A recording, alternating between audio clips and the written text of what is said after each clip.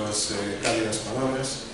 Quero tamén, lóxicamente, expresar o meu agradecemento ao Ateneo Atlántico, a quen lle desexo longa e necesaria vida, por brindarme a oportunidade de presentarvos a dúas persoas que protagonizan este acto, como son Ledicia Antonio, Antonio e Ledicia, a quen particularmente veño seguindo na súa trayectoria creativa desde hai moitos anos, diría e afirmo con seguridade que con devoción e con admiración.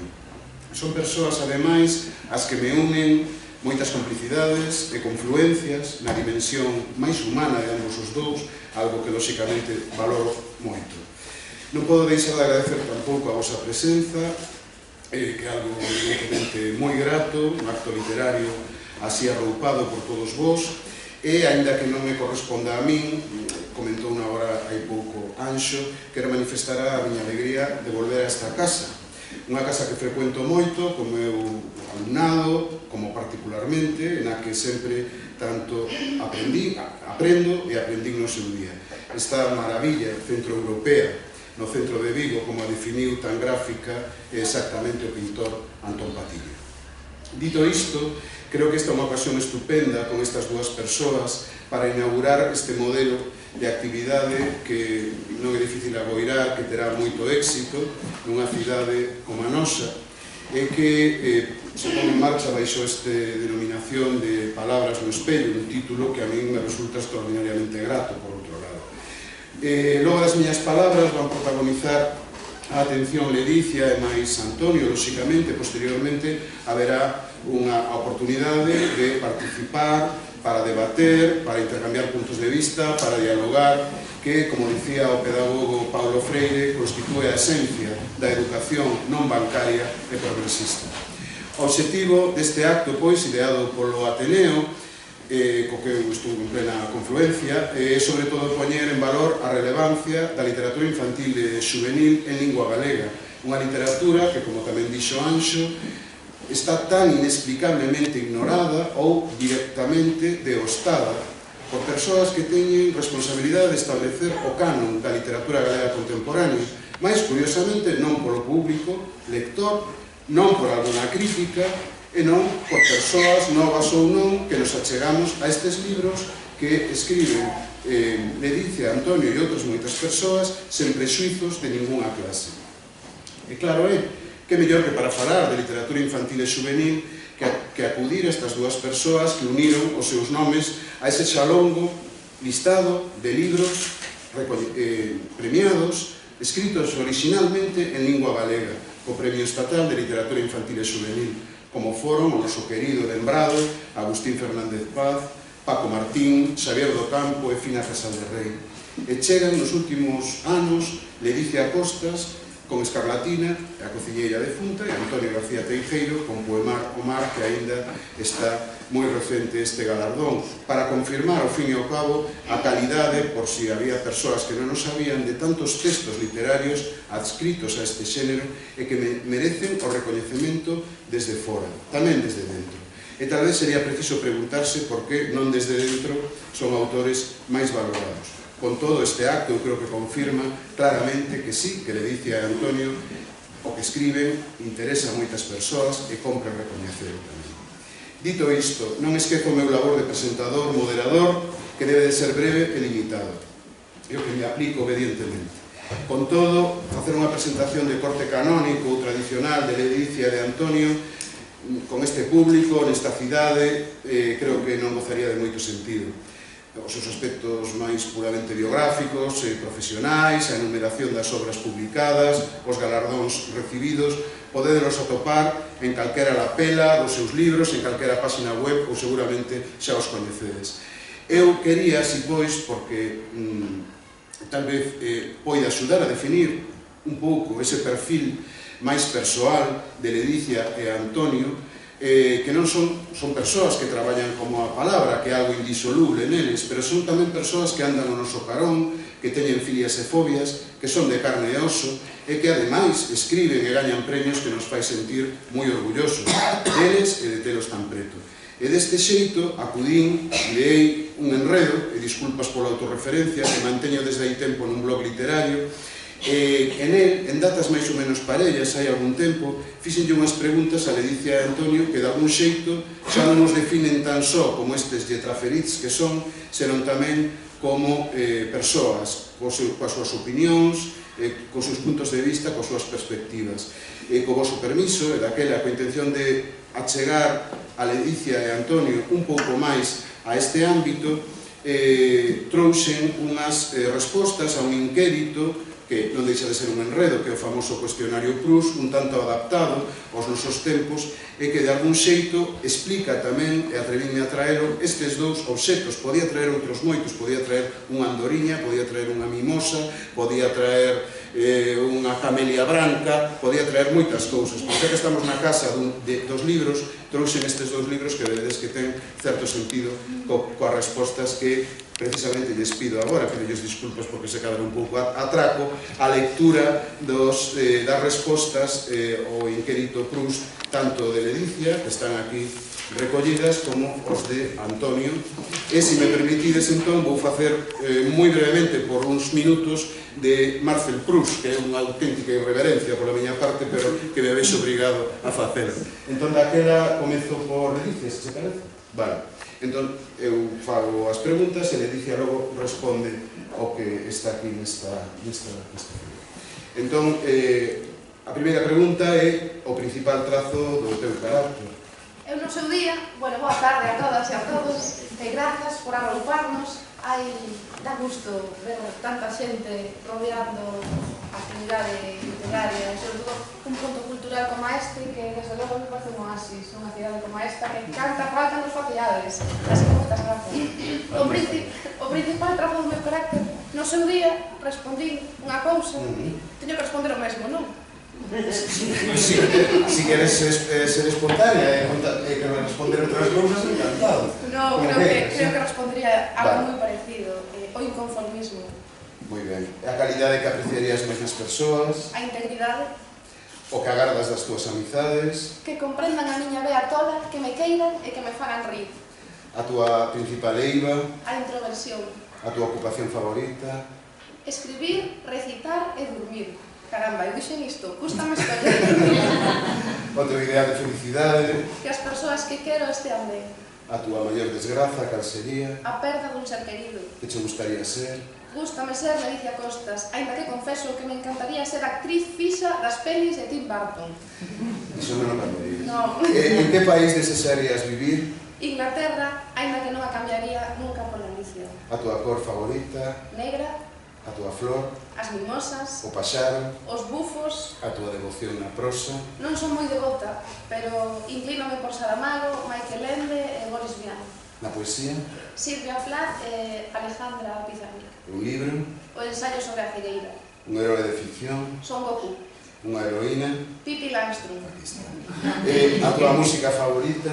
Badalamenti ou Mike Oldfield. Na pintura? Tamara de Lempica e Salvador Dalí. Un heroe ou unha heroína na vida real? Sou Mary Shelley ou Mary Wollstonecraft. O teu nome favorito? O do meu avó, que se chamaba Marciano. Que hábito alleo non soportarías? Non soporto nin a prepotencia nin o exceso de ego. O que máis odias? O que máis odio é a violencia en xeral e a machista en particular. A figura histórica que máis desprezas? Adolf Hitler. Un feito militar que admires? Os tratados de paz. Que don natural che gustaría ter? Sempre quixen ter o don da teletransportación, en la que empezo a creer que ia producirme un exceso de estrés. De que maneira che gustaría morrer? Durmindo, ou para ser máis concreto, soñando. O teu estado de ánimo máis habitual? A ledicia. Que defectos te inspiran máis indulxencia? O despiste, a desorde e a impulsividade. É un lema na tua vida? Non son dilemas, sorrirlle a vida, sen máis. Moitas gracias.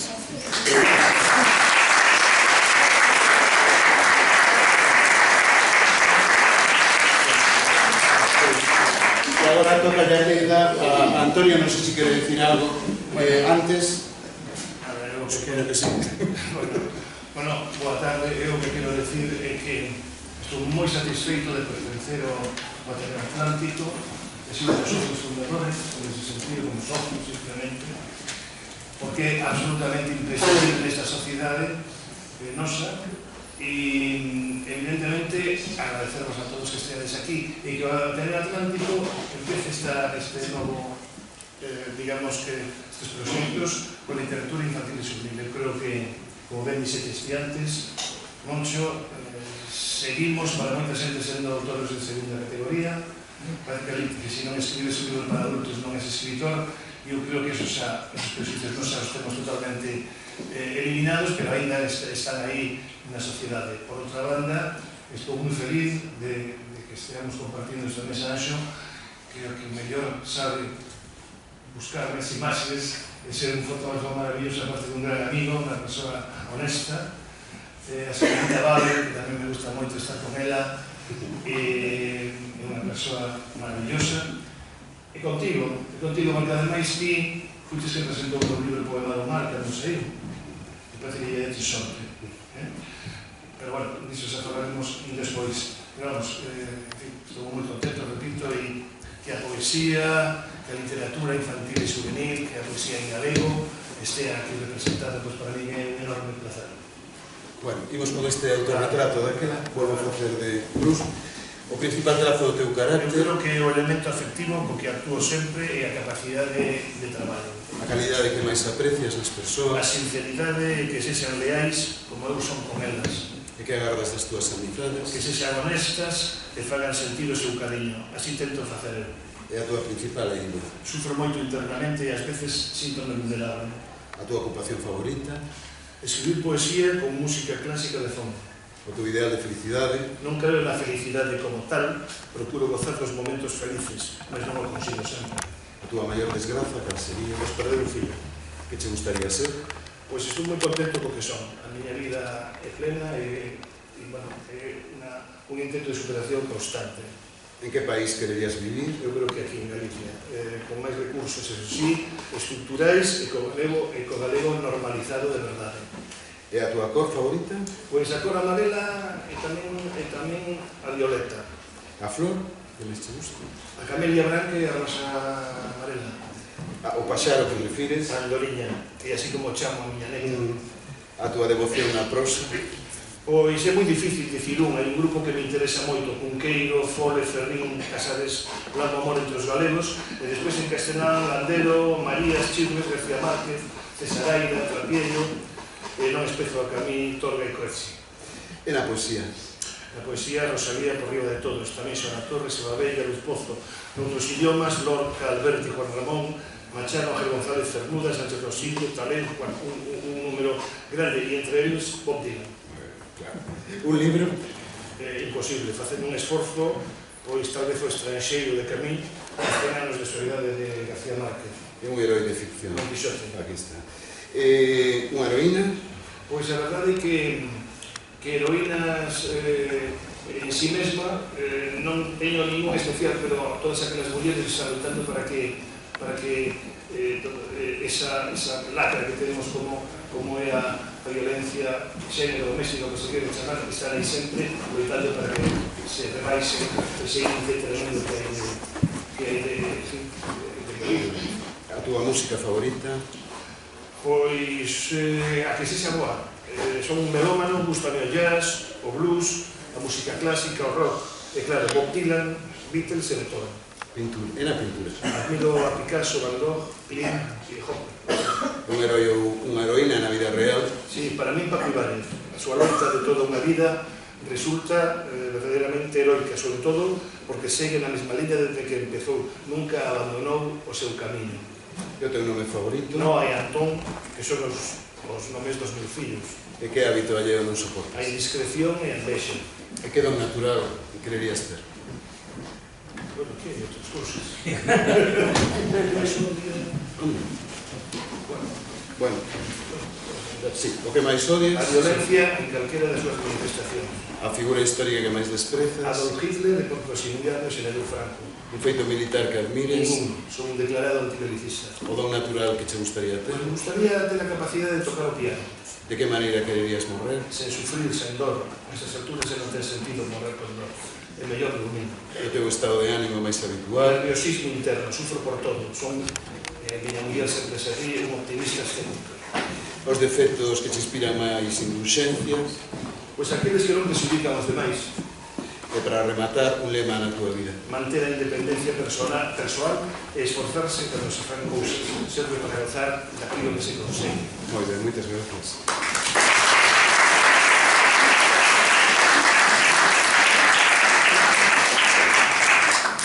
Pois agora comeza propiamente a intervención dos dos protagonistas deste acto. Entón, doulle a palabra a Delicia. Sí, Como queira, ou Antonio, tanto para mí. Bueno, perdón, é que o que fixemos nesta mesa para darlle un pouco máis de salsa é que un fale dun e outro fale do outro en vez de falar de se mesmos. Entón, metémolo nun apuro porque a ver como se salda esta disputa. Grazas. Falarei ben dele, non pensedes. Creo que a mellor maneira de presentar a Antonio García Teijeiro é explicando o que ele significou e continúa significando para mí nun momento determinado, porque creo que o que vou contar define a clase de ser humano que é este home que temos aquí, que, por certo, fixo unha chiscadela antes, dixo ya Ramón Nicolás: ti me diches sorte, que ti me presentaches por el mar e logo gañei o Premio Nacional. A mí... Isto está aquí. Iso está aí. Non te vades adiantando. É que eu son unha adiantada. Que es peor que a señorita Pablo. Eu son unha adiantada. Efectivamente, a mí, Antonio García Teijeiro, deume sorte. Foi aí unha especie de talismán, pero bueno, deixo que logo o concello. Eu coñecín a Antonio García Teijeiro a través da súa poesía. Alá polo ano 1996, eu tiña 17 anos e alguén me agasallou este libro, a primeira edición de Na Fogueira dos Versos. Faime gracia porque antes botei así a vista de lado e vin que ele tamén trouxo, vin que estivésemos de acordo, que non nos puxemos de acordo, de verdade. Alguén me regalou esta primeira edición deste libro, que ademais, se non me equivoco, con esta obra fuches galardonado co Premio Merlín. Daquela, alá polo ano 1996, e ademais non me importa recoñecelo, admito que tiña unha visión bastante prexuizada arredor da poesía, e en concreto arredor da poesía destinada a un público infantil ou juvenil. Parecía imposible que a poesía pudese ser un xénero do que gozase a rapazada. Pensaba isto e fixáramos que contradición, porque eu paralelamente lía as agachadas para non recoñecer que me gustaba este libro a Agustín Fernández Paz, perdón, a Antonio García Teijeiro, e que efectivamente a sombra de Agustín Fernández Paz é alongada. Por casualidades da vida, coincidencias que suceden ás veces e que son moi bonitas, ademais, coñecín a Antonio no ano 2011 e daquela eu, é certo que era unha rapaza super tímida, tiña unha novela publicada, unha estrela no vento, que saiu publicada lá polo ano 2000, e a laña aparecín chea de inseguridades con este libro debaixo do brazo. E moitas veces Antonio García Teijeiro e máis eu rimos lembrando aquela tarde porque quedamos na Casa do Libro de Vigo, nunha cafetería que por desgracia xa non existe. Lembro que el pediu para beber un zumo de laranxa e a partir dese día, que non recordo por que nos puxemos en contacto e como chegamos a quedar ti máis eu ese día, levo días intentando darlle voltas á cabeza dicindo, pero como foi? E non consigo lembralo, a ver ti si... Así que ti és máis nova, non te acordas eu menos. Non houve maneira. E sorprendeu-me moito saber que ele era unha estrela no vento. E aí, iso a mí conquistoume xa desde un primeiro momento. E, de feito, levou o libro para que ele o asinase. E eu dicía, Antonio García Teijeiro levou unha estrela no vento. Estaba absolutamente alucinado. Bueno, cando publiquei o meu primeiro libro de poemas, Xardín de Inverno, a primeira persoa, unha das primeiras persoas que me chamou para felicitarme foi Antonio García Teijeiro. Cando publiquei O corazón de Xúpiter, que foi unha novela que publiquei no 2012, logo de moitos anos sen sacar nada, unha das primeiras persoas que me chamou para felicitarme foi Antonio García Teijeiro. cando gañei o premio Merlín, unha das primeiras persoas que me chamou para felicitarme, bueno, realmente estábamos ali xuntos, foi Antonio García Teijeiro. E así, unha e outra e outra. E iso que eu tamén me presentarei gañou ela. O mesmo podría dicir, esta outra coincidencia que nos une. Eu, non quixera dicilo, pero sei que descubriches o pastel, eu tiña un certo reparo con este libro, porque eu, naquela, no ano 1996, presentárame o premio Merlín e estaba de finalista. E resulta que gañou na Folea dos Versos. O que xa é unha cousa que me pareceu extraordinaria. Antonio ensinoume unha cousa moi importante, que é que a poesía é un xeito de ver a vida e de entender o mundo. De feito, eu tiña isto escrito, as miñas notas. É curioso, porque logo relín esta dedicatoria que remata: como sabemos, a poesía é un xeito de ver a vida. E dixen eu, carai, tamén din que estivese preparada. Agora mesmo pasa algo extraordinario coa literatura infantil e juvenil galega, e é que convivimos 3 xeracións e nós, a xeración máis nova, apoiámonos moitísimo en figuras como Agustín Fernández Paz, como Fina Casal de Rei, como Xavier Puente do Campo, Paco Martín e, por suposto, Antonio García Teijeiro. Os que lemos cando éramos alumnas de instituto, e que logo tivemos a oportunidade de convivir con vos, e a mí me parece algo extraordinario, e ademais vos agradecemos, e eu sempre intento dicirlo, sempre que podo teño oportunidade de que nos abrigan ese camiño, porque vos, aparte de revolucionar a escola galega, o que fixestes foi abrir o camiño para que todo o que se publicou despois. Hai outra cousa que creo que debo resaltar de Antonio García Teijeiro, e que cando quedábamos logo de cando en vez, despois desa primeira vez na cafetería da Casa do Libro, el sempre me contaba todo o percorrido que facía e que levaba feito durante moitos anos, décadas, polas escolas galegas, levando a poesía. E a mí me parecía algo admirable. Non sei se tendes na cabeza unha imaxe de Gloria Fuertes a cabalo da súa Vespa, cargada de libros. Pois eu ás veces, cando ando por aí, polos coles, e o GPS, en lugar de levarme o cole que me ten que levar, pois me mete por unha pista forestal, e de súpeto a señora que vive ali dentro do GPS di: ha llegado a su destino. E eu penso, pero se aquí hai un eucalipto e aquí hai un piñeiro, como que he llegado a mi destino? E repite, ha llegado a su destino. E logo de percorrer kilómetros e kilómetros, hai días nos que penso, digo eu, pero realmente este esgotamento e tantos kilómetros pagan a pena. E me acordo de Agustín, e me acordo de Fina, e me acordo de Paco Martín, e me acordo de Antonio, e me acordo de Gloria Fuertes, que dicía: pienso mesa y digo silla, compro pan y me lo dejo, lo que pienso se me olvida, lo que pasa es que te quiero. E digo, claro que paga a pena, pero como non vai pagar a pena?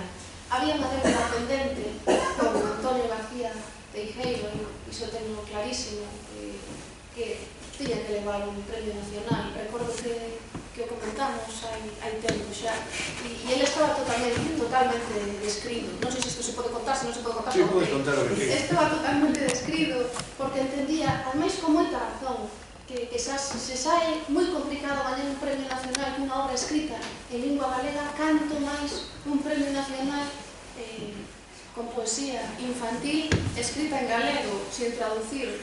Entendo que ele tivese as súas serias dúbidas, non? Pero chegou. Foi un dos días que recordo con máis emoción, o día que lle concederon a Antonio o premio nacional.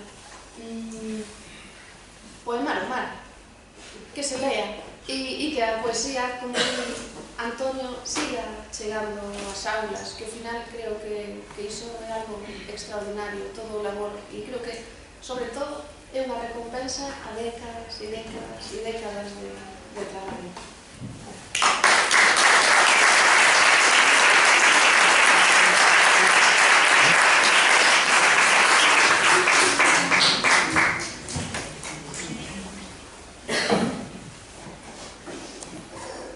Bueno,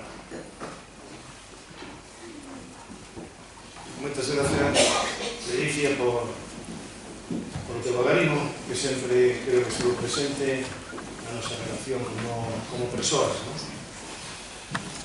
Eu teño que decir que cando comezaba o século, este século XXI, corría o ano 2000, con 20 anos aparecía unha novela juvenil dunha autora que se prometía en canto a Lín de que aí había unha escritora de enorme calidade.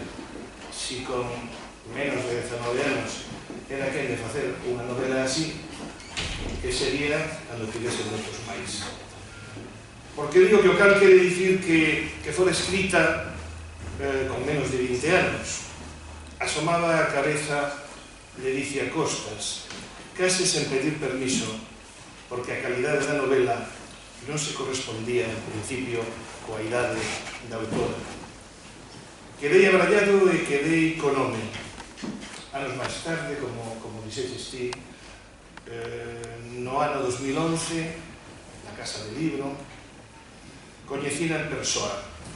Fíxome moita ilusión coñecela persoalmente, porque enseguida notei que toda ela respiraba literatura, que lle saía por todas as partes, fumegaba frescura, palabras literarias e ilusión, pero ademais talento, moito talento. Deume daquela varios libros colectivos magníficos. Só tenía publicado, por lo menos que eu coñecese, eses libros e unha estrela no vento. Levei efectivamente unha estrela no vento porque me apetecía que esa persoa me dedicase. E entre eles había un de poesía que compartía con Lucía Aldao, Brais González, Alberto Momán e Verónica Martínez Delgado. Nese libro lín eu poemas duros pero magníficos de Ledicia Costas. A vea poética empezaba a tomar corpo, e que eu penso que non se pode ser un bon narrador se non amas a poesía. Por exemplo, lín poemas como este: o meu nome é Ledicia e vivo coas mans espantadas de presaxios. Hoxe vestime de gala para meter os versos no frigorífico, pero a posibilidade rota, impresa na epiderme, inventou unha parálise con cara de culpa. Sempre son a protagonista no tránsito da metamorfose, así que non me quentes máis e deixa que respire, porque quero comer pedras ata concienciarme de que son unha muller con pel de animal. Penso no abrallado que hai moitos máis que podría ver en esta liña, dixen esta rapaza que é unha potencia creadora increíble. Así comprendín que nesta muller había unha escritora que petaba na pel do mundo para deixarse oír. E dixenlo, e animeina, non o precisaba, pero eu sentí o impulso de yo dicir. Mantén sempre os pés no chan, dixenlle, e deixa sair ese animal literario que levas dentro, que diría o meu querido Luis Eduardo Aute.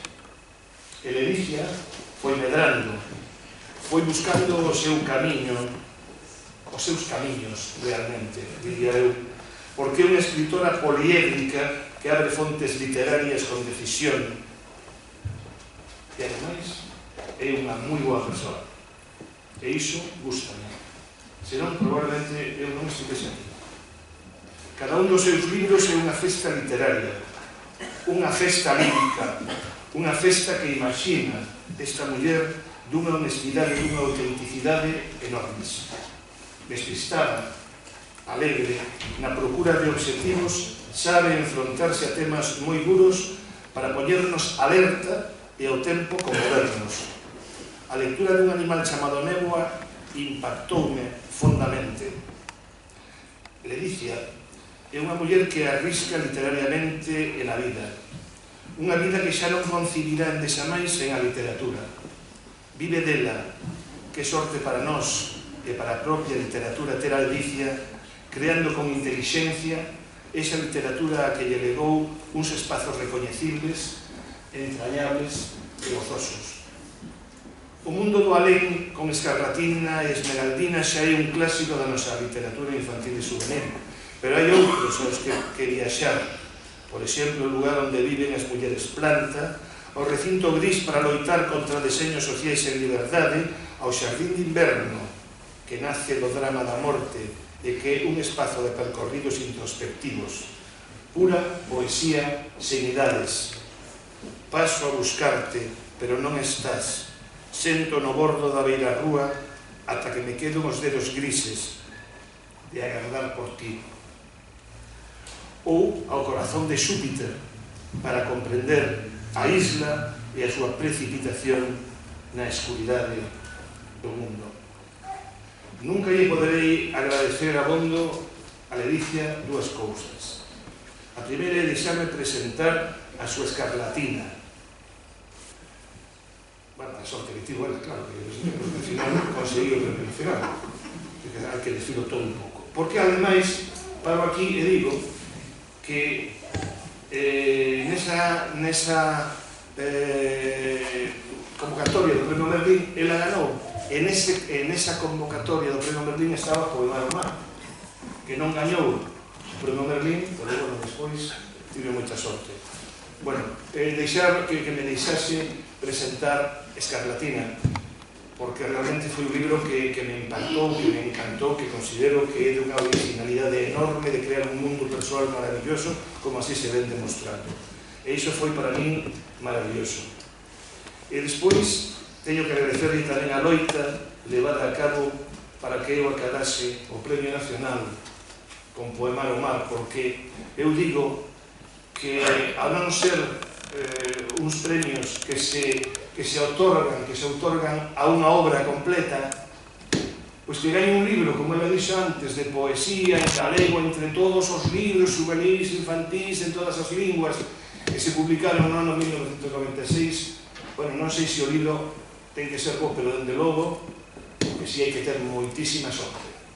E eu teño moi claro que sigo sendo o mesmo de antes do premio e agora, despois do premio. Porque soy consciente de que o Premio Nacional non deixa de ser, pois, bueno, algo positivo que che pasa, pero que non é decisivo para creerte nada.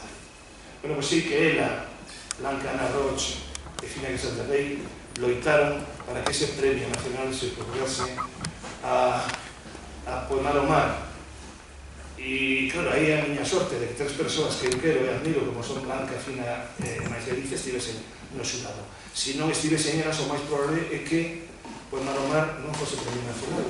Bueno, que sería, por outra banda, normal que xa fora finalista dúas veces, eu non pensaba nunca máis. Pero era así.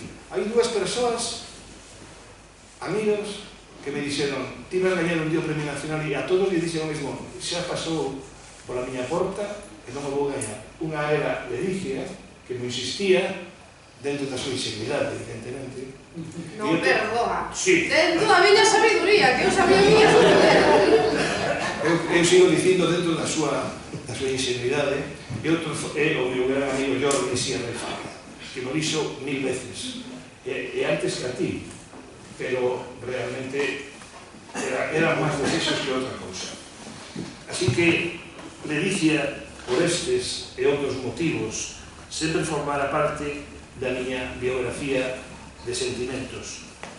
Porque non hai que esquecer que Ledicia non se escribe con L, a non ser que sexa o L de liberdade. Porque Ledicia se escribe con X de xenerosidade, con T de talento, con H de humanidade, con S de simpatía, con I de imaginación, con B de busca constante. Ledicia, o teu nome, non se escribe con L, senón con R de recordo dos seres queridos, con E de equilibrio social, con M de muller, con outro X de xustiza, con A de aventuras, con F de ficción inteligente, con C de crítica á condición humana e con P de poesía. Permitidesme, para rematar, prácticamente, que lea un dos libros que a mí máis me interesan de todos os que se escribiron na literatura infantil e juvenil, por dicir algo, que é de literatura infantil e juvenil. Este xardín de inverno no que eu me sinto moi a gusto. Este poema que podería coller calquera, di: e quedo ali parada, sabendo que tardarás horas en volver, e cando regreses non só terei os dedos grises, senón tamén a música. Claro, logo non quererás escoitar ninguna das miñas cancións, por se acaso se che pega a corda chuvia, e a mí non me quedará máis remedio que fundirme co cemento para sempre, ou correr ata superar as fronteiras deste poema, rápido, rapidísimo, ata quedar sen alento. En definitiva, sinto ben dentro de min que Ledicia, ademais, se escribe con A de amizade. Un luxo, un placer, un ser necesario. Bicos de mar, miña amiga.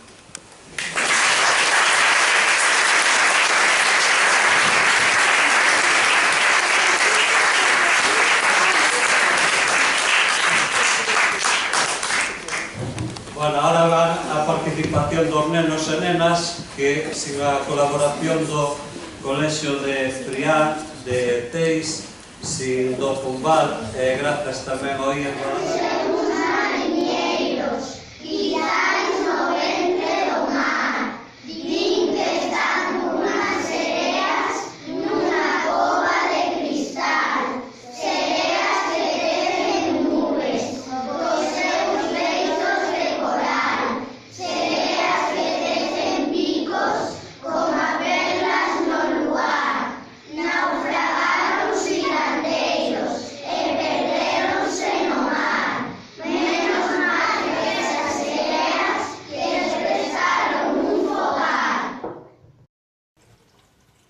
Que sintes cando o arco da vella aparece no ceo? Está claro que o mar é importante para ti, pero poderías dicir que significa realmente? Ten trenzas o mar? Pois claro que si, ten trenzas de escuma, trenzadas na bruma, ten trenzas con algas, trenzadas nas malvas, ten trenzas de noiva, trenzadas na choiva, ten trenzas de vidrio, trenzadas nun libro, ten trenzas de fume, trenzadas no lume, ten trenzas de leires, trenzadas nas veigas. O mar ten soños de luz e sal, de noites limpas e de cristal. Hai como a luma, a pel do mar, pel de salitre, pel de coral, soños de pombas, que soña o mar, soños de praias sen dibuixar, soños de muros sen calear, soños de sombras sen alvear, soños de barcas na preamar e de piratas sen unha man. O mar ten soños de sol e cal, é bo que esperte do seu soñar. Borro un edificio, quero ver o mar, borro muros grises, quero respirar, e borro as feridas que hai na beiramar, e certos carreiros que non quero andar. Borro algunhas letras que andan a berrar e moitas palabras que me fan chorar. Borro, borro e borro, borro sen cesar, cunha goma branca, goma de borrar. Quere o mar o que non ten, quere flores de colores, quere rosas olorosas, quere ovellas sen orellas, quere gatos con zapatos, quere festas con orquestras, quere estradas prateadas, quere espellos, mais non bellos, quere montes e horizontes. Quere o mar o que non ten, os seus soños non se ven. Era un meniño algo raro, porque falaba co mar, dende un barco de papel no que andaba a navegar. Palabras azul celeste, palabras verde esmeralda, palabras de maruxía, palabras de area branca. Din que o neno era algo raro, porque falaba co mar, pero o barco que o levaba ninguén o viu naufragar. Cantos libros escribiche de poesía? Onde vives? Como se senta al ganar un premio? Por que escribes? É un auténtico placer estar aquí porque É maravilloso ver como a vosa literatura esperta o interese no noso alumnado. Que unha escritora e un escritor sexan obxecto de tal admiración fainos ser optimistas sobre o papel da literatura na sociedade e sobre a súa potencialidade. Vendo o éxito que teñen as vosas obras entre o noso alumnado, non podemos dicir, desde logo, que a xente nova non lé. Si lé, cando poñemos nas súas mans obras como as vosas que recenden a mar, como Poemar o mar, que recenden a comida como Escarlatina e Esmeraldina e que brillan como pelo de violeta cando Filipó lle acariña a caluga. E algo moi importante, a paixón que poñedes cando acudides aos centros e comunicades a palabra oralmente. Iso transmítese e o noso alumnado e nós tamén percibímolo. Por outra parte, tamén espertades en nós a capacidade creativa.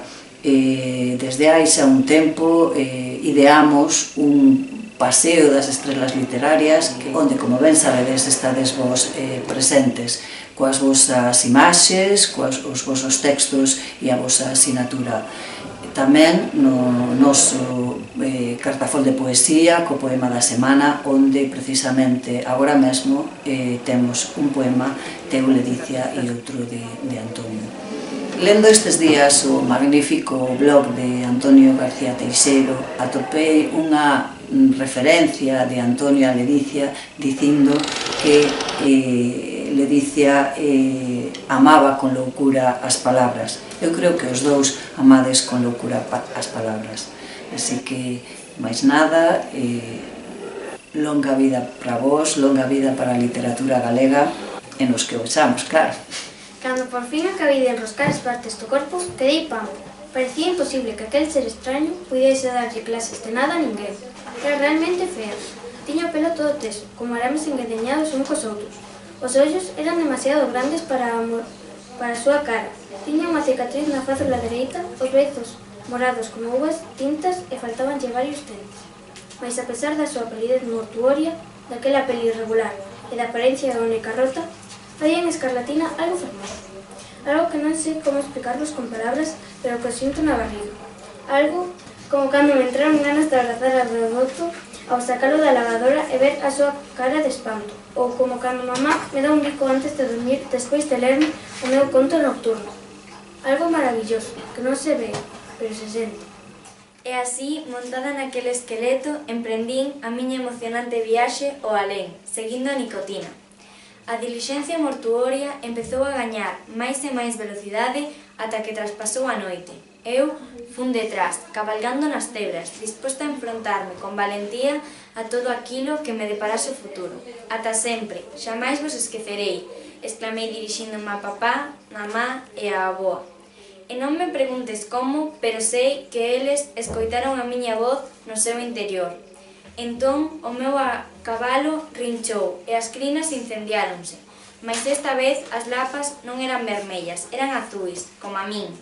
Yiga, aturxei sentindo o frío da alén no meu rostro. Saquei o chapeu de vaqueira e lanceino ao aire. Unha nova aventura aguardábame no camiño inframundo. Eu, malia estar baleira por dentro, malia ser unha masa fantasmal sen órganos nin sangue, sentía moitísimas emocións palpitando no meu interior. No fin de contas, hai corazóns que latexan máis alá da morte, e iso é o único que importa.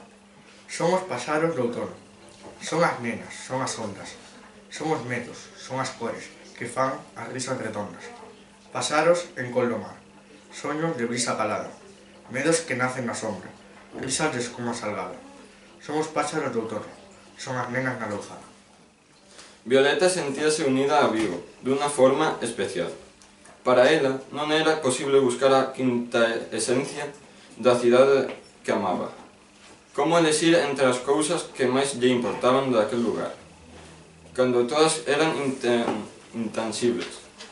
O arrolo das mareas no seu xogo, eterno coa area, e a igrexa que axeitaba con elegancia o velume dos barcos no peirao, o voo das gavotas e das pombas, o son das súas as ao axeitárense tan alto, Alá arriba no espello do ceo, a humidade verde da pedra, o ruido das prazas os sábados de mercado. As voces da xente cruzándose unas coas outras, nun enguedello de palabras. Constituían o caos máis fantástico que coñecía. As prazas eran crisálidas, que eclosionaban a primeira hora do día nunha explosión de vida. A súa favorita era a da Constitución. Voz sen verbas, silencio. Mar sen auga, deserto. Sol sen rayos, misterio. Luz sen brillo, coitelo. Man sen man, un berro. Dor sen laios, o tempo. Eu sen ti, inferno. Sabes unha cousa? Preguntoulle Pierre, como se non lle des importancia ao que ele acababa de contarlle. En mar aberto, é como se o cheiro a peixe e a sal se metese dentro de ti. Cando navegamos, ás veces soubo a recordar recendos. A lavanda, a verbena de Indias, a menta, son inesquecibles. Unha vez que os coñeces, xa nunca podes desprenderte deles. Violeta, que era un amante dos perfumes, escoitaba engaiolada. Pero hai un aroma que me transmite sensacións distintas a todos. Criei-me nunha vila de Francia onde hai campos enteiros cheos de violetas. Ese é o meu primeiro aroma importante. Falas como se coleccionases recendos. O coleccionista de recendos, dixo Pierre soñando en voz alta. Non soa normal. Apartou a melena e pegou a orella á porta. Entón, estando así, tan preto, Pierre percibiu o perfume a violetas con toda a nitidez. Era intenso e agradable. Daquela, fechou os ollos e inspirou, lembrando con nostalgia os campos da súa infancia. Durante uns segundos, todo deixou de existir, todo agas as violetas. Quero chegar ao mar, se está fuxindo, para abrazar. Quero chegar ao mar, e que non fuxa, para agarrar. Quero chegar ao mar, se está dormindo, para rolalo. Quero chegar ao mar, se está chegando, para alegralo. Quero chegar ao mar, se está celoso, para becalo. Quero chegar ao mar, se está berrando, para calmalo. Quero chegar ao mar, se está perdido, para inventalo. Quero chegar ao mar, se está volvendo, para guardar.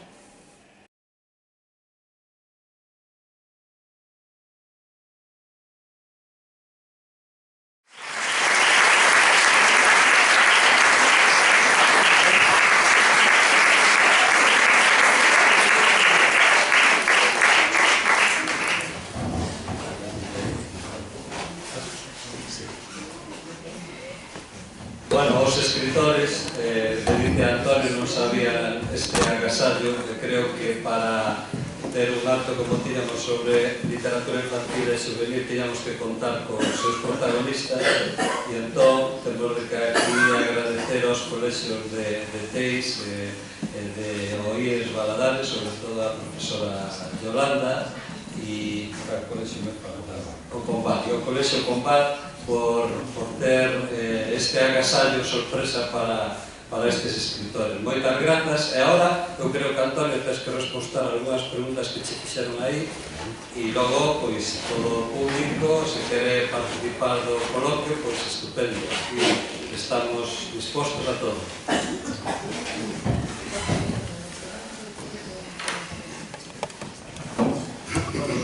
Efectivamente, eu creo que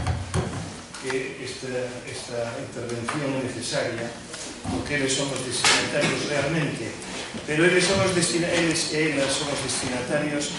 pero precisan de mediadores ou mediadoras, e aí está o problema que eu considero que hai dentro do que é ese achegar a poesía, a narrativa, a literatura, en definitiva. Os alumnos precisanse de persoas apaixonadas, que crean no que fan, e que se sean capaces de cativar, que sean capaces de enmeigar, e que sean capaces de contaxiar, unha palabra bastante negativa, porque se contaxian enfermidades, catarreiras, etc., pero que realmente tamén se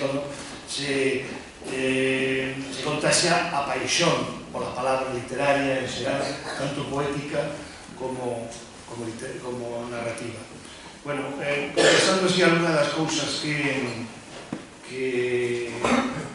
me preguntaron, eu vivo en Vigo, claro, son do Celta, como somos 3 daqui dos 4, porque ela non é socia, e os demais si somos, tanto Moncho como Anxo, somos e sufrimos, verdade? Estamos aí.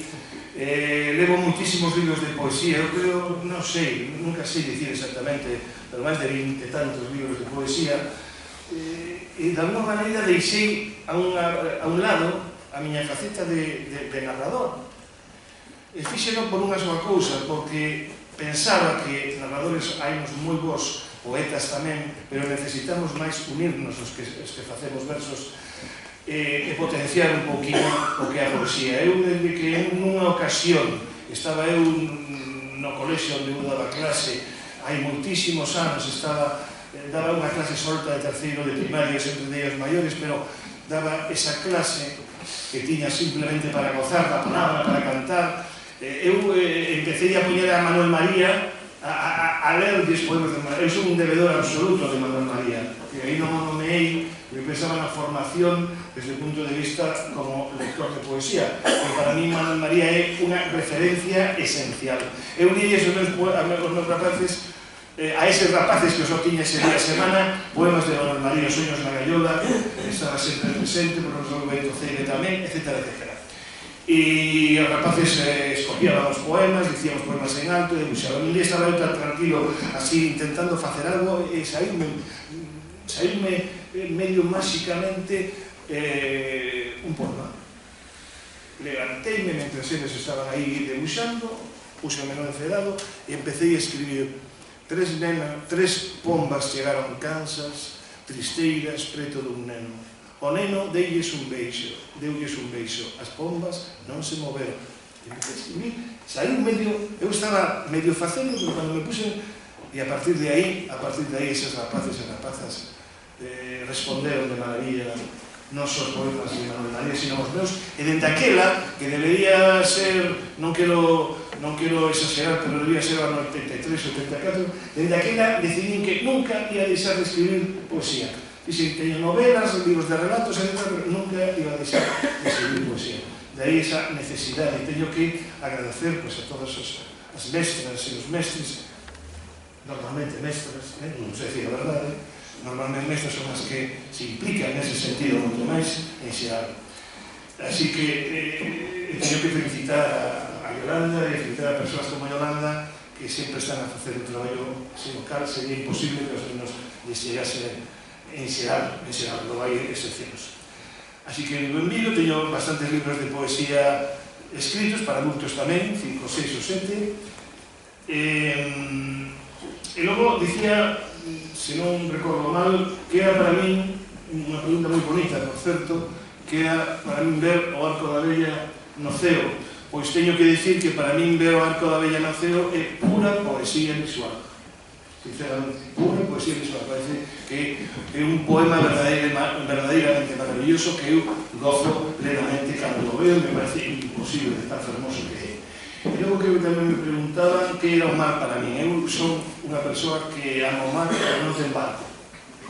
Antes tiñan uns amigos, pero foron deixados. Bocaron en barco, me cagas, únicamente. O certo é que amo o mar. Que significa o mar para mí? O mar para mí é un cómplice. É un cómplice. Eu preciso do mar, da súa beleza, dos seus enfados, da súa calma, da súa tranquilidade, pero tamén son consciente de que é traidor en muchísimas ocasións e que ter cuidado con ele. E cando entro no mar, como decía antes Anxo, pois en Samil, últimamente vou a Samil porque no inverno se está na villa de Samil, ali na esquina, e bañome, alguns dirán que todo está sentido que se mete aí, pero é igual. E sinto que me abanean as ondas. Mira, e vou vos dicir unha cousa que non dixen antes, que nunca non dixen, creo que onte nun colexio. Pasoume o domingo pasado, levou a miña muller a praia, e entrei pouco a pouco, bueno, estaba conxelada. Un por onde vai entrando, sai, un por entrar e tal, e xa pos o corpo a temperatura e xa aguantas. E había uns peixes así de grandes. Uns peixes diante miña que era impresionante verlos por aí. así de grandes, eu iba andando tal e cual eles andaban aí. E entón, ainda que non o creades, sucedeu algo máxico. Veo na cabeza un poema.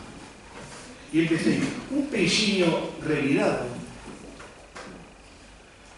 comentoulle a un vento azul que o mar estaba salgado. Que o mar estaba salgado. E saí, e dixenlle a Susi, mira, acaba de ocorrerse iso, e ela no seu móvil, pum, pum, pum, pum, pum, copiou-no. E volvín a entrar e seguiu o poema. Seguiu o poema. O vento escarchou a rir. E díxolle con moito aquel, se queres vivir tranquilo, entra nun tarro de dentro. E saí dixe, mira, máis ou menos, vou cambiado en tal e cual, e ela no seu móvil collendo por si me esquecía. Bueno, saí moi feliz. Hoxe traballei un pouquinho con ele na casa, saí ali 4 versos máis. Iso que conto pode parecer moi literario, pero é rigorosamente certo. Así que o mar para mí é unha fonte absoluta de emocións, de vida e de cariño.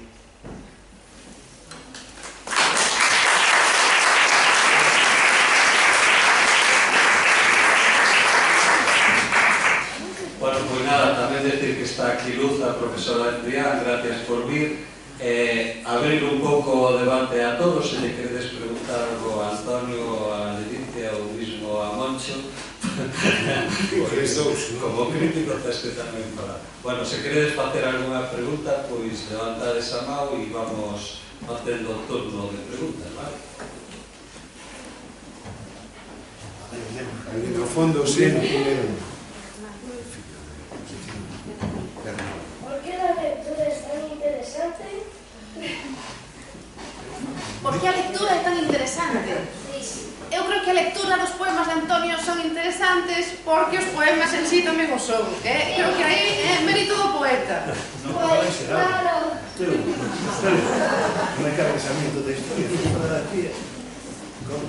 É gratis preguntar a todo isto, non cobramos, nin cobran a saída, nin nada, así que libremente. Bueno, eu quería engadir esa pregunta porque a lectura é interesante. Eu quería engadir que creo que a lectura axuda a formarnos. A lectura, se é boa, ten un par de lecturas que se poden facer, axuda a facer persoas máis críticas, a coñecernos un pouco mellor a hora de tomar decisións, e a divertirse e a gozar, sin máis.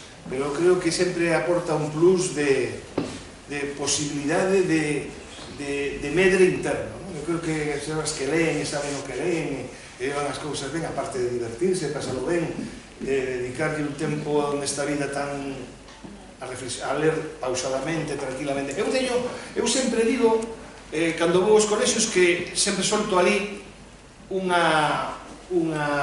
propoño unha campaña. E sempre lles digo, a ver, mirade, neste país, tanto Galicia como fora de Galicia, hai un problema. Lemos pouco. Lese pouco. De momento os índices vai ser lendo máis, evidentemente, pero os índices son moi baixos. E se decimos de poesía mellor, non sabemos. E sempre digo, mirade, hai xente que nunca na súa vida leu un poema. Eles quedan así, non? Bueno. Iso non axuda nada.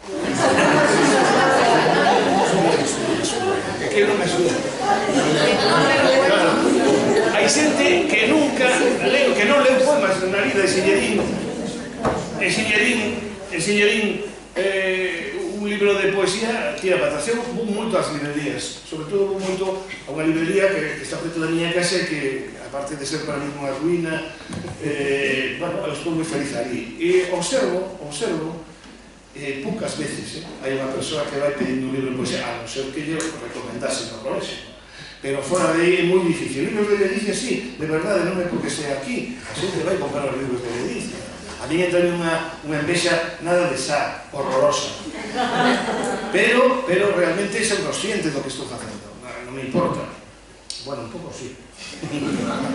E realmente de impulso é moi difícil que alguén compre un libro de poesía, ou que unha nai ou un pai que non quere regalarlo buscando algo moi bonito e tal e cual, que está moi ben, que non estou en contra, pero rara vez alguén di, pois vou levar este libro de poesía de quen sexa, por suposto, non ten que ser, non o digo por mí. Bueno, pois eu nos colexios onde vou, normalmente deixo esta campaña. Mirade, en riba de cada mesa de noite, ou en riba do andel que tedes un libro de poemas. Un libro de poemas, todas as noites temos un poema, digo ese. Se ledes un poema, que ademais non hai que ler o seguido, porque sabes por onde che pete e ler ese poema, só con que leas un poema cada noite que non perdes, digo eu, non perdedes nin un minuto, nin 2 minutos, ao final do ano ledes 365 poemas. E, bueno, se un día vos confundides e ledes 2, estaréis en 700 e pico de poemas, mas os que podades ler na escola, etc., ao final ledes máis de 1000 poemas. Moito máis que a grande parte da sociedade que vive de costas as poemas. Por iso, considero que a lectura é fundamental porque nos permite un coñecemento persoal, independentemente da ortografía e outras cosas que ven que a mí non me interesa nada.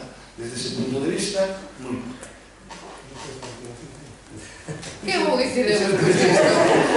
Sempre tes cosas que dicir. Para romper o xeo un pouco e a ver se vos animades, antes Antonio comentaba que el se sente igual que antes de gañar o premio.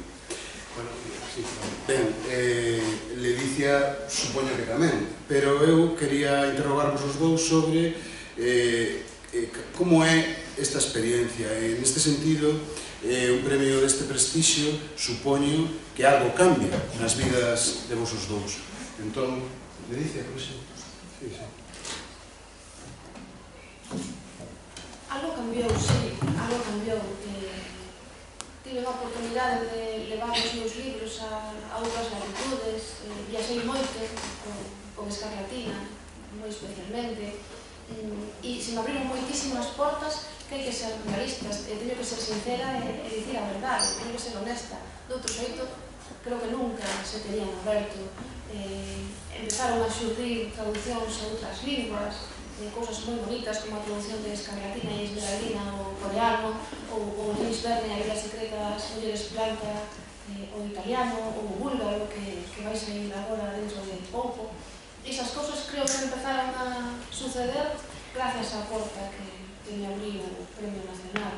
Tamén tiña a oportunidade de coñecer a moitas escritoras e moitos escritores do Estado español que de outro xeito creo que tampouco tería chegado a eles, e gracias a eso tamén, bueno, empezaronse a aprender unha serie de redes e empecé tamén a percorrer a xeografía nacional levando os meus libros, primeiro en Escarlatina e agora xa vou coa señorita Babel na maleta, que antes ti me chamaste señorita Babel, é certo, ás veces parece que antes me chamaban Escarlatino, as profes cando chegamos aos coles, agora ti aí ven a señorita Babel. Corro o risco de que os personaxes me rouben a mí mesma, a Ledicia persona. Como se fose personaxe, te roubaría. Bueno, claro, quero aclarar o que quixen dicir con que non me cambiou nada. Quero dicir que eu sinto o mesmo cara ao meu traballo como escritor e a miña actitude como persoa antes e despois do premio, iso que quixen dicir eu. Eu creo que un premio non pode cambiar unha persoa, menos a miña idade, porque sería terrible. A nivel de vaidade eu sigo indo aos colexios, e sigo a xente que o precisa, indo a lugares onde non vai moitas outras persoas non van. Bueno, eu sigo igual, non? O sea, que nese sentido é o que eu me refería que non cambiou, que sí, evidentemente, para empezar, posible unha satisfacción enorme. A vaidade, un pouco de vaidade que sempre ven ben, pero que iso non pode superar, o que quería un pouco dicir. Eu, por exemplo, recordo que cando recibí o Premio Nacional eu estaba poemando o mar, estaba sentado no mar en outubro, o día 3 de outubro, estaba sentado fronte ao mar con as illas Cíes de fronte, un día espléndido, só o teléfono e chamoume do Ministerio, non? Dixenlle a, non sei que chamou, o secretario, non sabía quen era, dixenlle que curiosamente estaba diante do mar precisamente neste momento, non? E emocioneime, e caeron unhas bárbas, de alguma maneira sentíme recompensado, ainda que iso tampouco era a función do Premio Nacional. pero sentíme moi ben, porque eu sou unha persoa moi emotiva e a emoción para mí é fundamental tanto no que escribo como na miña vida, e sentíme moi feliz, moi feliz. Pero diso a que esa cambios, o que di Ledicia, hombre, claro, te abre portas e tens que facer cousas que antes non pensadas, pero son moi positivas, pero realmente o importante é que cambie simplemente as circunstancias, pero nunca a esencia da persona. É o que quería eu dicir. Eu era tan bo ou tan malo antes de ir ao Premio Nacional, que despois sigo sendo o mesmo, con os mesmos libros, moi ilusionado, pero nada máis. É importante, cuidado, que a este madridista tanto que importa, non é certo. Son moi feliz de ter recibido o Premio Nacional. Moi ben, alguén do público, sí. Eu que lo preguntaste, que se siente cando se casa con Paco Ibáñez, non foi unha cita aquí. Bueno, cando me preguntan quen me introduciu a min na poesía, a ver, eu sou unha persoa que naceu no 52, non teño inconveniente de dicir que teño 60 e tantos anos, non teño ningún problema. Hai xente que non foi por agocha a idade unha. Entón, a mí Paco Ibáñez introducirme na poesía, eu sin Paco Ibáñez non sei se relataría lendo poesía, non o sei. Pero para min, coñecer a Runtisoro no seu momento, a Brastetero, coñecer a Miguel Hernández, a moita xente así, foi impresionante. Todos vivimos, eu creo que moita xente na nosa época, con quedanzas, cantábamos a Paco Ibáñez. Eu tive a sorte que a Paco Ibáñez nos presentase Rafael Alberti, en Madrid. Nun aqueles concertos tan fermosos que deron xuntos, que presentou. Entre Paco e Ibáñez houve sempre unha moi boa relación. Pero xa como foi cando iba regalando libros, empezou a dicir que iba a facer algunhas cancións a partir deses poemas. Eu non o podía creer, porque se era unha persoa que eu admiraba fondamente, e sigo admirando porque, os digo, non hai unha persoa máis honesta no panorama artístico, cultural, etc., que Paco Ibáñez. Podrán dicir muitas cousas dele, non nos gusta, que tal, pero máis honesto, máis recto, etc., non hai ninguén. Non hai ninguén que máis. Ninguén, nin os mellores, teñen a actitude vital dele. Entón, cando un día ceando na súa casa, estaba tan tranquilo por detrás, sin dicirme nada, empezou a cantar unha canción, paseada nun poema meu, empecé a chorar.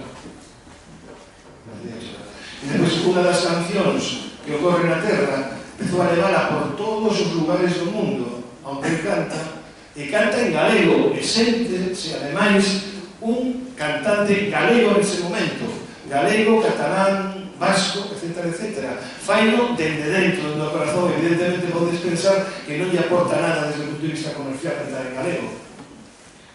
E para mí iso unha satisfacción. Pero xa o volvo aí cando un día me mandou subir ao escenario, eso xa foi, eu con mal que canto, subí ao escenario, canto fatal, pero tive que subir ao escenario, porque ele se empeñou, e se ele se empeñaba, eu tiña que facerlo, por Paco, que ele dira. E a verdade que sentí a emoción máis extraordinaria. Eu recordo a primeira vez que subín, ou ao menos a segunda, pero foi en Fuenlabrada, concretamente, que estive con ele, cantei unha canción, e despois, xa todos xuntos andamos a galopar ao final. E con todo o teatro posto en pé, cantando a galopar, e eu no escenario con ele, collendo... Bueno, de verdade, é para min, eso é un premio, de verdade, é un premio moi, pero que moi grande. Bueno, pois, eso é o que sinto, unha emoción tremenda, e con mal que canto, sempre que me pida seguirei subindo. Non, pero cantaches ben. Non, creo, non. E ademais con moita particularidade, que cando foi en Vigo, despois foi en Barcelona, en Madrid, pero con unha particularidade. Paco Ibáñez ama as linguas, ama todas as linguas, e ten unha gran predilección polo galego. De feito, outro día nesa homenaxe que me fixeron de Dino Salvador, me puxeron a Paco Ibáñez en directo, seguramente, foi impresionante. E dixeme, Antonio, galego, tal, yo tengo 3 canciones más para hacer un álbum en galego. Bueno, E é verdad, ten, seguro que ten 3 xeracións máis. Se o fai ou non o fai, non sei, pode depender de moitas cousas. Pero a verdade é que é unha persoa admirable. E unha persoa silenciada, ademais, pois por os medios, porque é unha persoa que molesta e que a este sistema no que estamos vivindo, pois non lle vai moi ben. Pero o Paco sigue cantando, e sigue indo a cantar, e ten moitos concertos ao longo do ano. Sí, Yolanda. Creo que cumplo anos desde outubro, eso que para que se da. Eu tamén vou cumplir. Me gustaría que un pouco de retraso me agasallases, que tamén me encanta amar, e que o baño, ainda que a auga estea conservada, gustaría que me agasallases, Antonio, con Quero chegar ao mar, coa recitación do poema. E a Ledicia, que tamén a descubrí como poeta, realmente, de sempre ler prosa, encantaríame se que tes aí Xardín de Inverno, non? Pois que tes aí o libro, non? Sí. O que dedicas á aboa está en Xardín de Inverno, se non lembro mal. Pois outro agasallo así tamén me encantaría. A ver se pode, a ver se pode. A ver.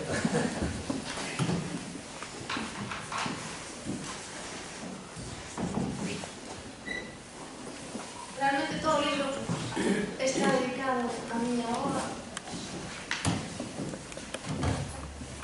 Aparece nos meus soños co pelo mollado a traballar na casa. Non me estropezo o libro, Dedícame, claro que teo, dedícame sorrisos auténticos, deses que che quedan gravados na cabeza para sempre, e eu non sei como sair dese fotograma. Quedo bloqueada a expresión do seu rostro, e desde aí só consigo ir cara atrás, cando as dúas estábamos vivas.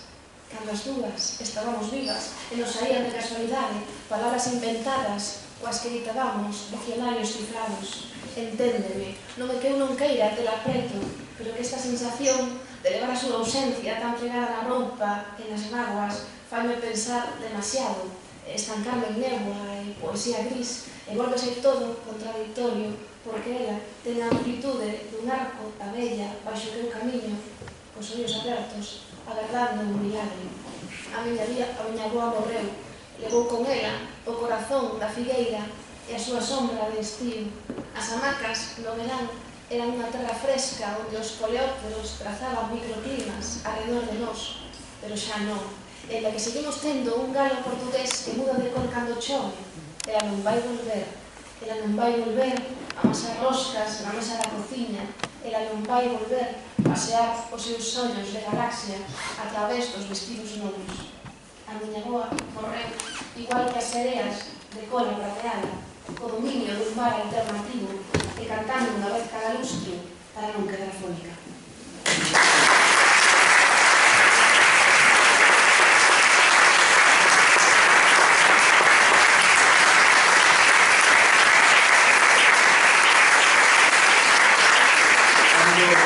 Antes falei de Ledicia, unha das cousas que dixen é que era unha moi boa persoa.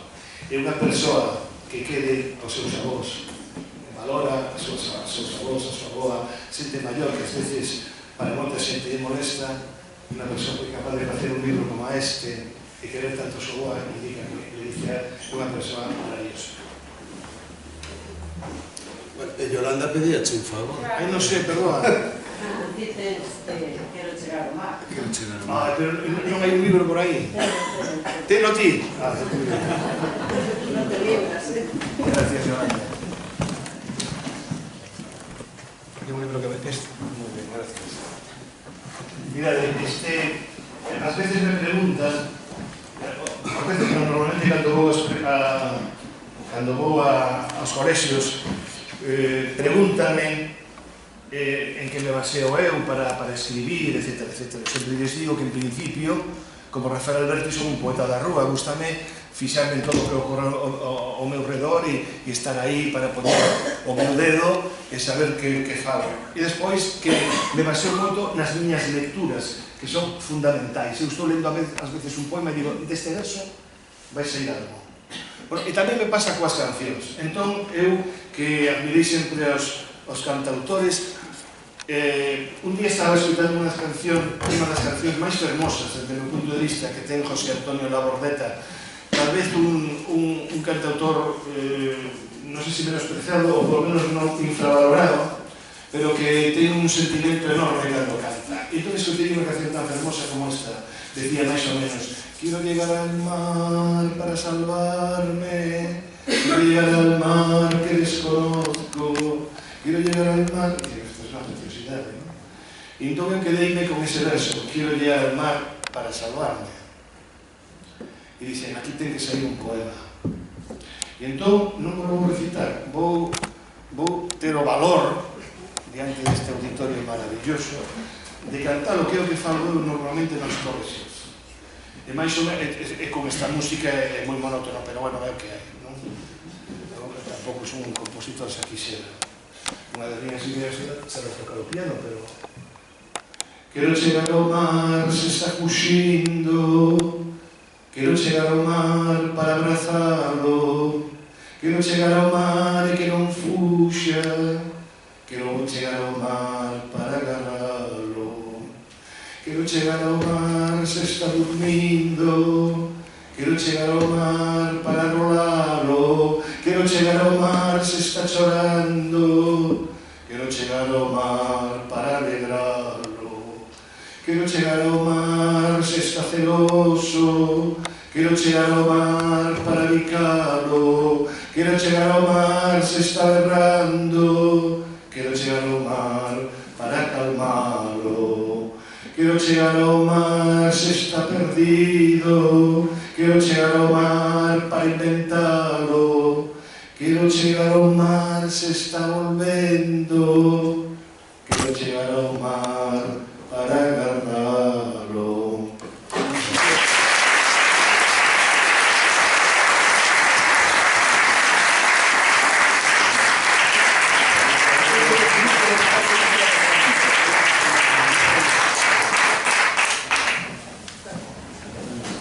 Alguna preguntinha máis? Non sei se quedará.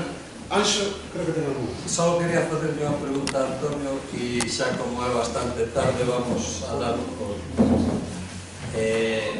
Unha das cousas que non sabe de Antonio, que eu me enterei, é que Antonio era porteiro de balonmán nos seus tempos de estudiante. Ademais un porteiro de balonmán profesional, non era que ganaran agora o campeonato de Europa, pero estaba en primeira división. E entón, Antonio era dos que levaban na mochila libros, unha imaxe que é difícil de ver nos deportistas, tipo Sergio Ramos, é difícil de imaginarse que leva un libro de poesía na bolsa de deporte, pero ti levabas libros de poesía, o sea que eras un tipo raro. E entón quería che preguntar como podías soportar esa soledade do porteiro cando lle tiraban un penalti, en balonmán se tiran moitos penaltis, e cando te enfrentas a unha páxina en blanco, se há mismo temor tamén, porque a veces, que nas temporadas de creación temos a necesidade de que nos salga unha cousa e ao mellor non nos sale. Cando queremos parar o penalti, ao mellor mételo por o lado que menos o pensábamos. Entonces, que era máis difícil, Antonio, parar o penalti ou empezar a escribir un poema? Bueno, pois, eu a verdade é que é certo, eu fui un porteiro do Teucro, na división de honra que se chamaba antes, agora é Liga Sobal, porteiro do Academia Otario, tamén, e porteiro de Helios de Zaragoza, o sea, que dicir que, bueno, o balonmán para mí foi moi importante, fui a Desador da SAR en Primeira Nacional, de la segunda categoría, que dicir, para mí o balonmán é o deporte fundamental, algo que eu lles digo sempre aos menos os que trato, aos meus alumnos, que me encanta que fagan deporte e que ao mesmo tempo lean. Eso facía eu. E, sí, daquela eu xa sentía soidade, non só diante dun penalti, sino que todos os compañeros iban xorando a baralla, tal e cual, non sei que, e eu collía, sempre digo, os mesmos os poetas que eu levaba daquela, que eran Antonio Machado, era Rosalía de Castro, era Rafael Alberti e era Federico García, porque esos cantos levaban teñan antologías, e levábamos todo por a noite, cando estábamos na habitación, pedílle permiso ao compañeiro que estaba comigo na habitación, claro, eran de dous, dicían, non te importa que apaguemos un poquinho máis tarde, prendo estará porque quero ir un pouco. E normalmente aí sí que atopaba moita máis colaboración, quero decir que non se falaba. Para non pegarte dificilísimo, pero tamén teño que dicir que cando a mí o que máis me gustaba era cando un contrario iba, cortaba un balón, tiraba, seguía e te estabas esperando, e cando subía ti saltabas e pum, mandabas o balón arriba. Non digo a palabra, pero empezar por outro, terminar por outro, sentías un ormo, unha enorme satisfacción, realmente, unha cosa increíble. Facer un poema, eu nunca parto dun papel en branco, nunca, porque eu empezo escribindo aquí. Cando teño unha idea, está aquí funcionando, está dando voltas e voltas, está aí. E vou apuntando cousas nunha libreta, nun caderno, e cando me poño a escribir, parto do que teño das notas aquí. Que eu sempre fuxín do papel en branco. O papel en branco a mí asusame moitísimo e sempre teño cousas preliminares. Entón, bueno, para mí era máis difícil para un pirata porque en blanco nunca empecé a escribir nada. Bueno, e só unha pregunta para Ledicia tamén, porque Ledicia sabedes que tamén cambiou a súa carreira de abogacía por a de escritora, e entón parece un caso como ese como do intermedio do Wyoming, que fixo medicina e que logo nunca exerceu de médico. Entón, Ledicia, a ver como que diferencia había entre preparar un xuicio e preparar unha novela de aventuras desas que preparas ti.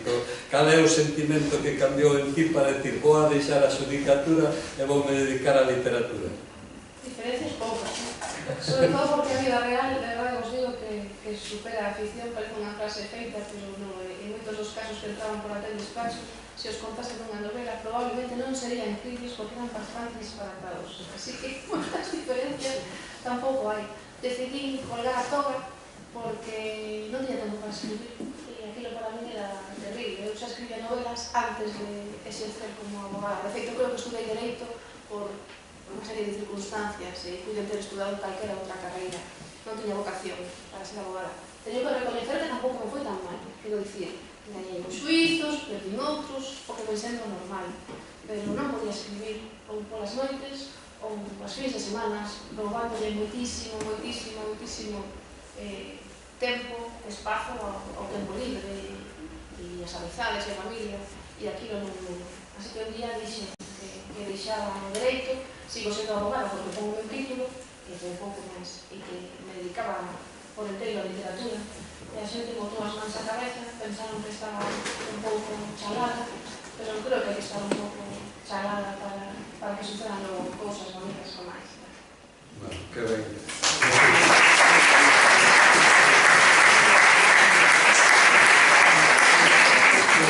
Imos ir concluindo, eu tiña unha derradeira xa pregunta tanto para Antonio como para Ledicia. É unha pregunta tamén de carácter persoal sobre dúas persoas que sei que de alguna maneira influíron e tal vez tamén claramente na súa carreira literaria. Entón a primeira pregunta é para Ledicia, xa fago as dúas, se nos podía falar sobre o que supuxo o coñecemento e a amizade con Agustín Fernández Paz para a súa creación literaria desde o punto de vista persoal.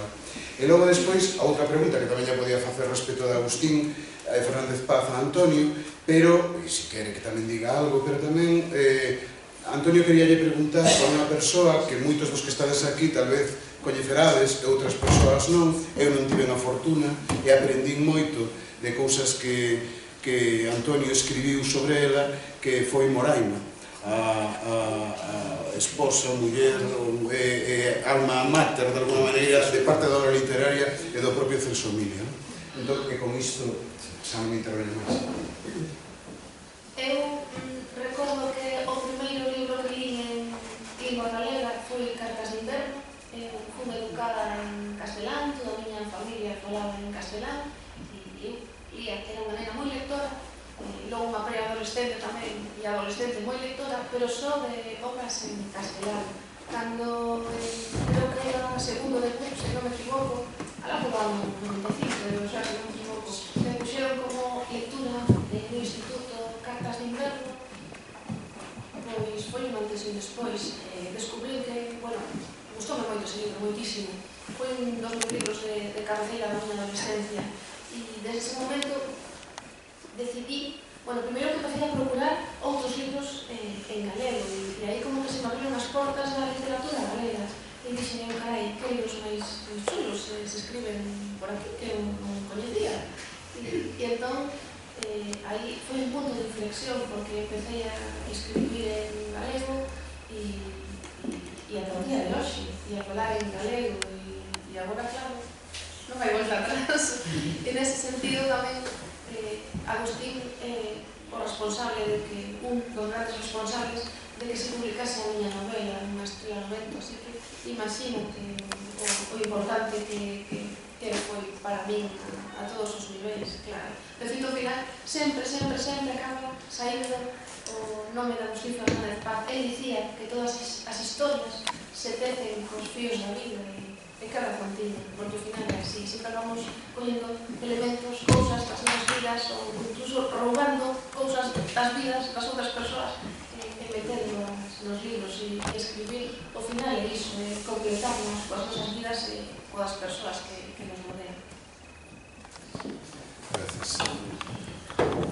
Bueno, independentemente de todo, teño que dicir que para mí Agustín foi un amigo, foi unha persoa absolutamente imprescindible, necesaria, se non existise había que inventar, aparte que hai outras persoas, pero Agustín foi unha persoa que compartía ademais a súa, na última época ademais da súa vida, pois unha cafetería ali na rúa Rosalía de Castro. Recordo que regalei el niño que miraba al mar de Eduardo Aute, que lle entusiasmara, non? Agustín é unha referencia, unha luz, unha gran persoa. Con relación a Moraima, é moi importante porque o aspecto combativo da miña poesía ás veces viña un pouco, porque era unha necesidade, viña un pouco da obra, da poesía, das cancións de Paco Ibáñez. Pero en galego foi Celso Emilio Ferreiro, foi para mí unha persoa moi especial. Cando descubrí a Celso Emilio Ferreiro, vin que había que loitar, foi o que me deu esa capacidade de loitar por algunhas cousas que daquela tampouco se dicían moito, non? Da editorial Edicións de la Torre me encargaran facer un Celso Emilio Ferreiro para nenos, un Castelao para nenos, un que fixo aquí meu amigo Modesto Hermida, un Luis Enríquez, bueno, total que eu para iso había que pedirle permiso a Moraima, e Moraima estaba tan queimada, eu non a coñecía de nada, eu vira unha ocasión que quedara pedesado, pero Moraima, cando falamos con ela por teléfono, non quería saber nada. Teño que dicir que foi Susi, miña muller, a que moveu todos os fíos, como sempre, persoa inteligente, carinmosa, e resulta que ela foi a que chamou por teléfono e dixolle a Moraima, e non, estou canso de que estean facendo edicións piratas de Celso Emilio de Longa Noite de Pedra, non quero saber nada.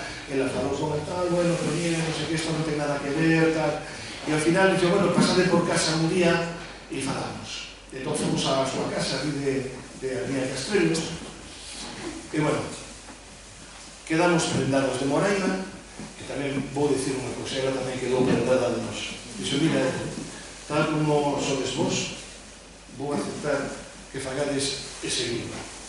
Bueno, para nós foi unha emoción tremenda. A partir dese momento estivemos en contacto con ela continuamente, viña hacia a nosa casa, íbamos buscala, la traíamos, levábamos outra vez para casa, íbamos a súa casa, o arroz con leite máis rico do mundo, tomei unha vez na súa casa, era asturiana, e ben sabía facer o arroz con leite, pero foi unha auténtica maravilla, non? E seguimos tendo unha relación extraordinaria. E recordo que na Fogueira dos Versos, a presentación que fora no Corte Inglés na Fogueira dos Versos, era viñera. Era viñera e foi a última vez que a vin, porque ao sair quedamos Susi, ela e máis eu, ali fora, e dixo, bueno, ahora cando pase Reis, e tal e cual, esto fora en decembro, cando pase o Nadal, quedamos para vernos, para comer, para o que sexa. E automáticamente, creo que foi a espera de Reis, o día de Reis, chamounos a súa neta, dicindo que Moraima morrera, non? levamos un disgusto brutal porque non agradábamos, e foi unha persona, unha sensibilidade, unha lutadora, non estaba de acordo con moitas das cousas que pasaban ao seu redor, ela defendiu a Celso Emilio, pero ao mesmo tempo tiña os seus erros evidentemente de concepción, pero era un... Eu quería designai aos 9 anos, e cando coñecín a Moraima sentín que tiña outra nai. Para mí Moraima foi unha segunda nai. Presentamos a Paco Ibáñez, porque Ibáñez foi un namorado dela tamén. Bueno, teño que dicir que para mí foi unha desas persoas que nunca esqueci que aprendí dela esa capacidade de superar e de dicir, mira, hasta aquí sí, a partir de aí non. Bueno, nunca esquecerei a figura de Moraima. Digo aquí porque ti traballaches sobre Celso Emilio Ferreiro e fiches un gran traballo sobre Celso Emilio Ferreiro, un libro de referencia absoluta, e eu emocionei, claro, cando fui ese libro. Gracias.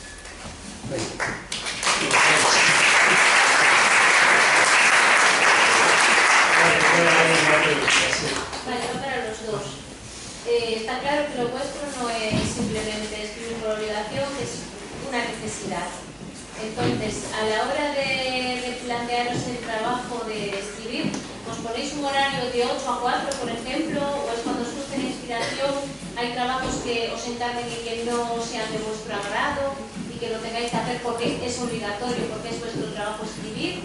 ¿O es más, como nos imaginamos nosotros, maravilloso, en plan, me viene la inspiración, lo escribo y ya? Eu non creo moito na inspiración, creo pasar horas sentada diante do ordenador. Esta frase mítica de inspiración me coña traballando, pois veces é un pouco un plan que eu sigo, que sigue tendo un horario claro.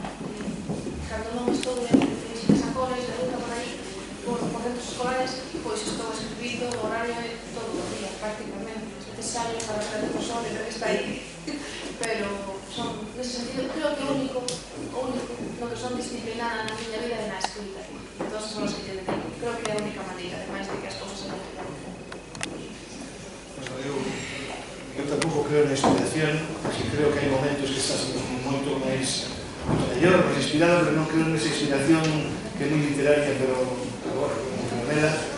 Eu vou ter que escribir aquí, levo durante moito tempo dándolle voltas e voltas e voltas, pois sempre estou un estado nervioso interno grande, e cando sinto xa que iso está moi maduro, que necesito xa poñerme diante diso, escollo normalmente, cando daba clase, ahora estou xubilado, afortunadamente podo cambiar, pero a mí me gusta escribir sempre a partir da tardiña, é como máis me gusta escribir, a soidade, a música clásica de fondo, ás veces de jazz, e é como me sinto moito mellor.